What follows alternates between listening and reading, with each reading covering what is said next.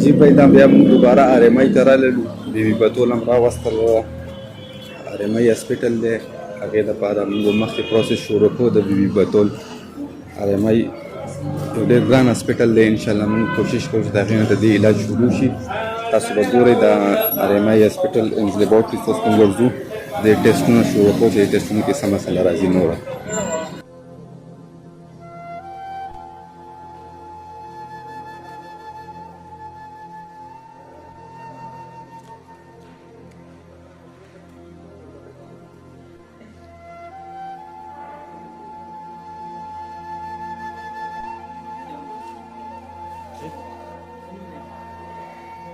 بتول ول تاسو ولې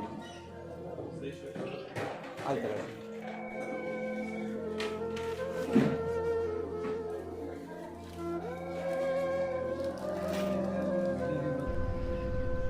السلام علیکم امید کوم چې مو ټول مرګلي به ښه وي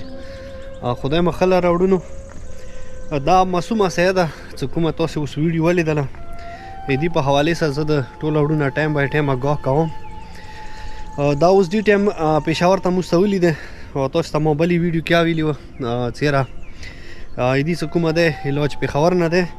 او دې د مالته چې کوم انیشل ټسټونه و فاینل هغه وشولو شکر الحمدلله پلس چې کومه وه هغه وینه میلاو شوه خو اوس د کوم فاینل ټسټونه دي دغه ټسټونه دي چې مثال مکمله وینه څه کې مسله څه نه وي که نه هغه ټسټونه سټارټ شول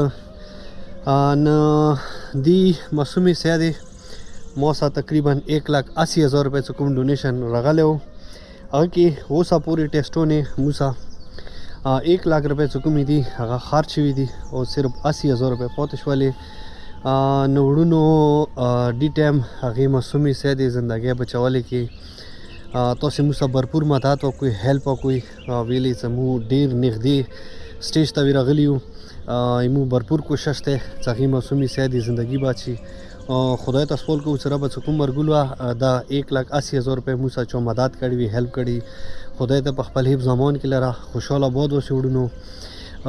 انشاءالله دې چې کوم مکمل اپریشن دی هغه صحت کارډ نه به مو ته کوو او صحت کارډ والا مو ته ویلي وو چې یاره 2 میاشتې یا 3 میاشتې صبر وکړئ چې مطلب اوس فنډینګ مو سره شته نه دی صحت کارډ هغه کې څلیا فنډینګ راشي نو مو به تاسې آګاه کړو او دا 2 ورځې مخکې مو ته ټلیفون راغللو چېرې فنډینګ به څه راشي که نه نو کاینډلی تاسې داسې وکړو چې اډوانس کې چې کومې دي ټسټونه دي هغه تاسې ورته کلیر کړئ داسې نه وي چې تاسې ټسټونه وکړو نه فنډ راشي تاسې ټسټونه نه وي فنډ بل چا ته ټرانسفر نه شي نو موږ کوشش د کوو ډېر تیزۍ کې لګیا یو چې دغې معصومې کوم ټسټونه دي انیشیل هغه بالکل کمپلیټ شي نو وړونو دې د کمپلیټ ټسټو دپاره موږ سره 2,60,000 روپۍ کمې دي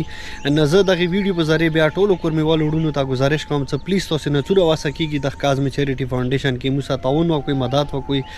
دغې معصومې سیدې نه علاوه موږ سره ډېر نور مریضان دي چې هغه تاسو ته به سکرین نه هغوی تصویرونه برېښي دا کسان مو سره مثال فنډینګ کې پرته دي پلیز تاسې مو ښه سپورټ کوئ زما که دغو ټولو غریبانو ښه ټایم بای ټایم مطلب امداد کېږي دوی علاج کېږي نو وړونو ډېره مهرباني خوشحاله باد اوسئ چوکه چې موږ سره د کاظم چیریټي فاونډیشن کې مدد کوي خدای هغوی ته هر یو قسم کې بیمارۍ او رنځوریو نه تکلیفونه ته په خپل حفظ امان کې وساتي وړونو ډېره مننه د مو سید نجیب طرف نه تاسو ټولو غیرتمنو ته سلام وي السلام علیکم ورحمت الله وبرکاته